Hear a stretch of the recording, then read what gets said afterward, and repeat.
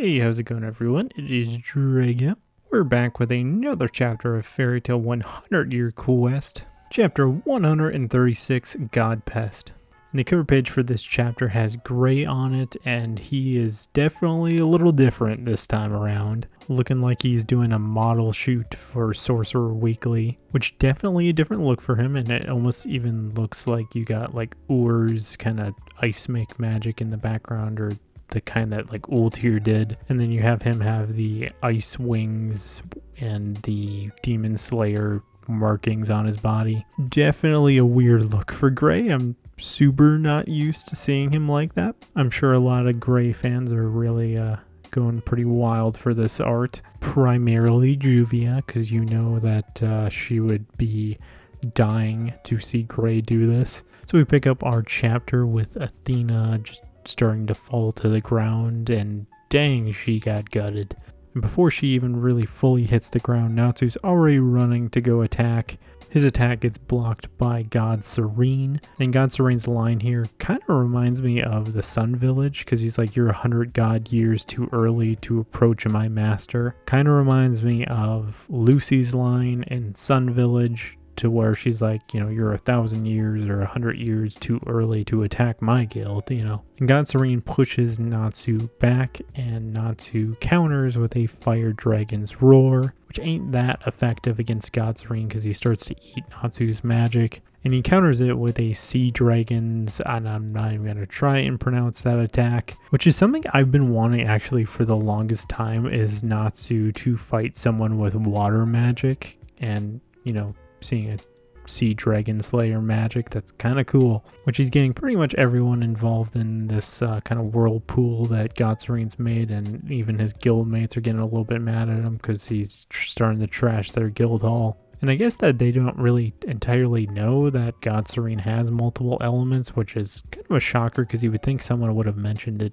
by like the end of Fairy Tale because he got defeated, but whatever, I guess, because, you know, Natsu's saying, you know, what's with this guy? He's using different elements. And God Serene combos that Sea Dragon's attack with a Purgatory Dragon's Flaming Hell. Kind of love seeing the combo Dragon Slayer magic. It's such a cool, unique thing to see since we don't get it too insanely often. Everyone is, you know, stuck in this whirlpool of Dragon Slayer magic, and I love Gray just saying to Natsu, like, eat the flames, and Natsu is just not having it. Like, this is the one time he's like refusing to eat the flames, like he's made a stance. When you actually start thinking about this attack, you're like, how does this attack actually work? Because he's doing a Dragon Slayer attack with flames and water at the same time, and you get Lecter and Frosh saying it's hot and cold. You get Natsu seeing Athena's presumably dead body, and he gets very pissed off that her guildmates didn't even care about her at all. And because they didn't care about her, they're gonna have to answer to him. And Natsu is so pissed off that he just explodes all day of fire and water and just completely cancels out that magic attack.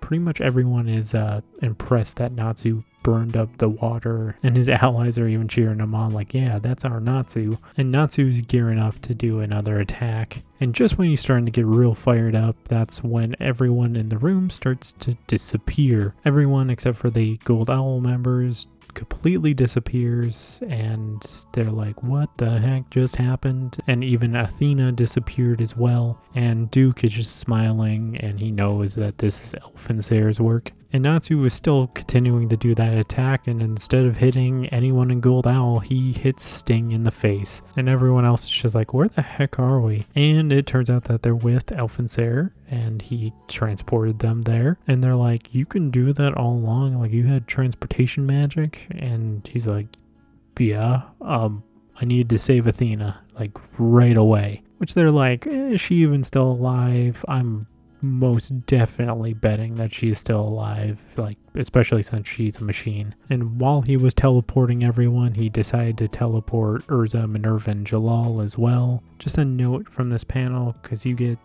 Urza, Jalal, and Minerva kind of having all different reactions here. Minerva taking offense to saying while you were at it, and Urza apologizing, and Jalal not really saying anything. Who is saying the Princess Urza? Is that like intended for Jalal?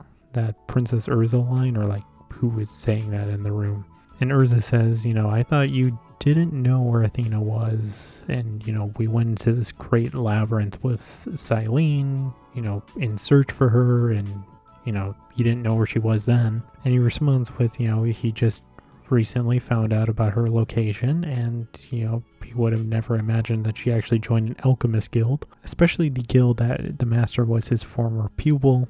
And Elfensair starts to explain the whole Duke situation, saying that Duke is long dead, and the man that is the current guild master there, he might look like the same guy, but he is a completely different person. And Lucy and Yukino are like, what are you even talking about? You gotta tell us more about this. Elfensair does the same thing that he did to Lucy, but to Yukino, saying that he's not too sure if he can talk about this stuff in front of Sabretooth because they are not on the 100-year quest. Also, funnily enough, Sting reacts in the same exact way that Natsu did. I like that Gray of all people is like calling them out for what they're doing here. Sabretooth does not know how confidentiality works because Frosh and Lecter are like, hey, just don't pay any mind to us. We'll just like chill in the background. And he's like, dude, this is the 100-year quest. Like, this is secret information. It's all classified.